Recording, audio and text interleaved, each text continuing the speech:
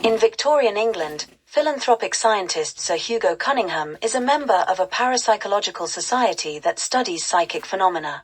As part of their latest investigation, the men have been photographing individuals at the moment of death. The resultant photos depict a strange smudge hovering around the body. Though the society concludes that they have captured evidence of the soul escaping the body, Cunningham is skeptical. At a riverside party to celebrate his son's engagement, Cunningham is making home movies with a camera of his own invention when his son and the son's fiancée are killed in a boating accident. When Cunningham views the film, he sees that not only has he captured the blur, but that it is moving towards his son, and not away from him. Cunningham concludes that the blur is not the soul but a force known as an Asphyx, a kind of personal Grim Reaper, told of in Greek mythology, which comes for every individual at the moment of their death. While filming a public execution, Cunningham activates a spotlight that he has crafted using phosphorus beneath a drip irrigation valve.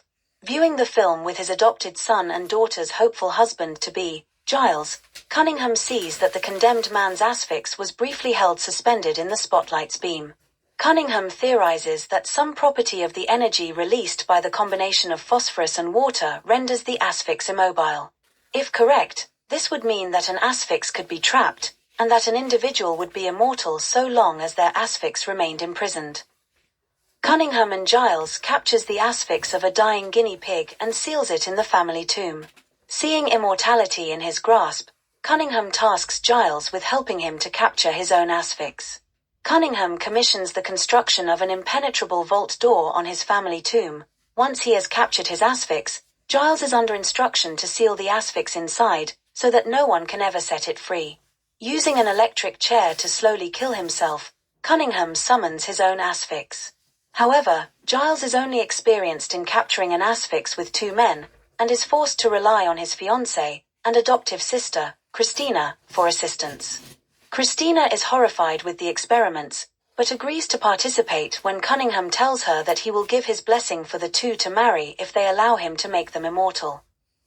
Theorizing that imminent death, and not actual death, will summon an asphyx, Cunningham places Christina on a guillotine operated by Giles.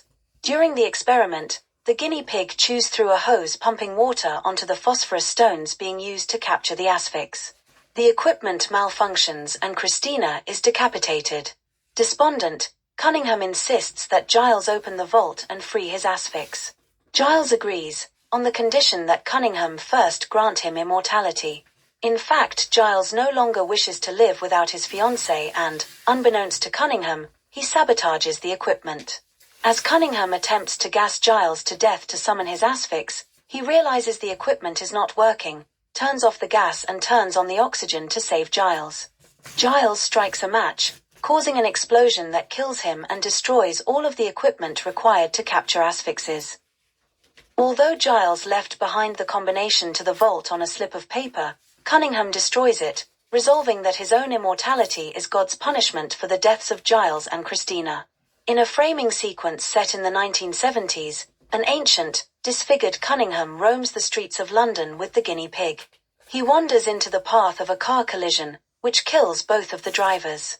A police officer responding to the scene is shocked to find that Cunningham, crushed beneath the two vehicles, is still alive.